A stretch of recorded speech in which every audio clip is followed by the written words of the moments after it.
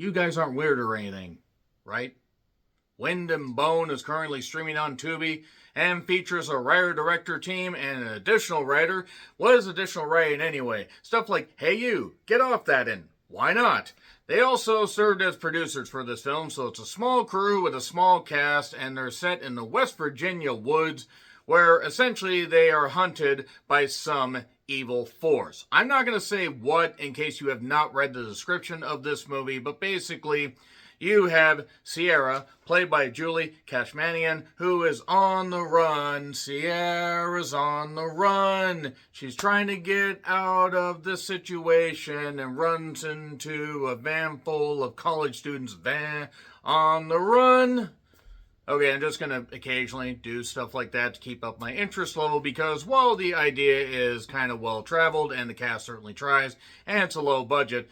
Unfortunately, this movie provides about that much material stretched the fuck out over 90 minutes. I mean, seriously, it's weirdly impressive how maybe 200 to 500 yards of the West Virginia woods is used for, basically this setting where people kind of just wander around and occasionally yell at each other and yell at the clouds and yell if there's something over there, even though you can't really see it. You do get to see what is actually behind this, kinda, and there are times where that actually looks okay, and the cast does try, but yeah, this movie is excruciatingly dull. It's not the worst thing I've seen. I'm not going to say the acting's all that great. I'm not going to say that this is a movie that I will ever watch again or really think much about. And it is something you can watch with some friends, and obviously they tried to put some enthusiasm behind it, and it was what it was, but it just is basically an unmemorable, kind of boring flick. That being said, I'm going to get into spoilers. So 3, 2, 1, and spoilers. So it's on Tubi, and it's a Wendigo. It's a fucking Wendigo. I mean, it does say that in the description on IMDb, but just in case you don't end up seeing that, that's basically why I kept it out of the non-spoiler section. Also, there are 2 actors in this with the last name of Cody, and they are supposed to be in a relationship. So I hope that they are either married or that it's just a coincidence, because if they're siblings and they're acting like that, or they're related and acting like that, gross.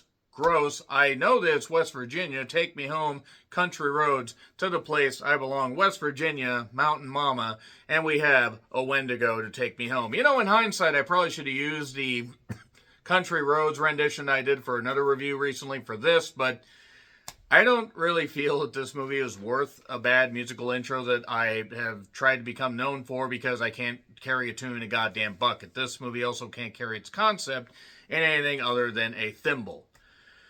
Because basically, a Wendigo essentially can feast on your fears. It feast on human flesh. It will make you see things. It's an almost otherworldly spirit that can make you see and feel and hear and want to do things that you wouldn't normally do. And then people occasionally act like fucking idiots and then really act like fucking idiots. And look, I get it. They're doing the best they can.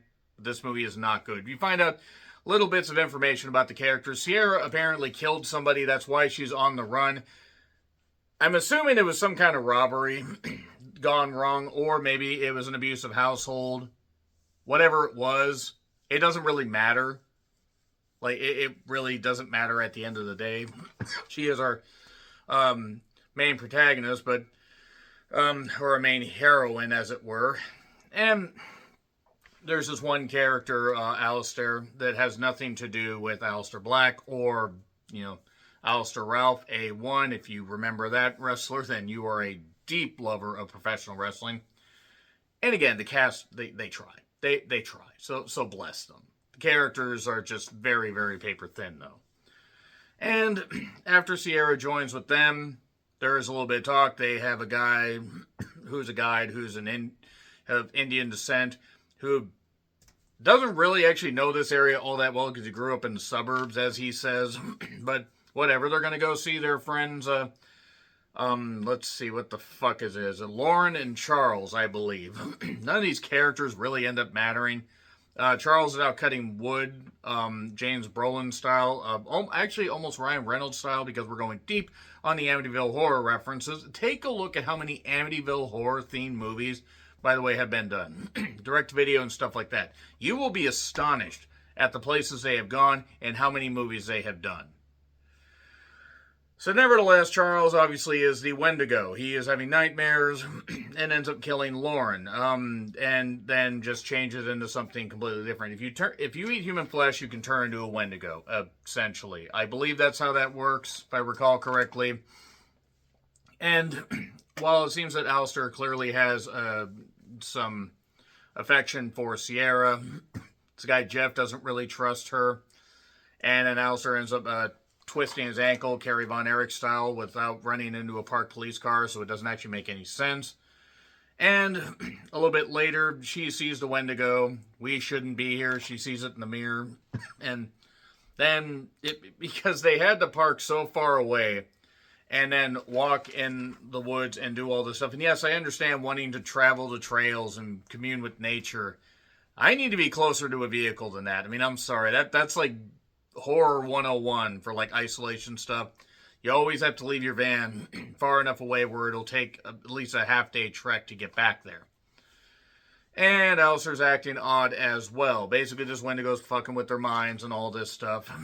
And yeah, the filters that they use for the Wendigo, especially for Charles, that was a fun choice. Whatever, it's like they took blue streaks and not the goddamn, Martin Lawrence comedy, but just took blue streaks and just put them all over the thing, but whatever. Sierra's having flashbacks to the guy she killed, basically having guilt for it. And yeah,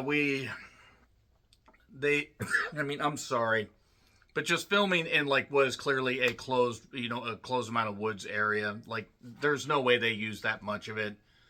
Like, I was starting to recognize certain, pieces of, landscaping. But that being said, essentially, people get off gradually. The guy ends up getting killed.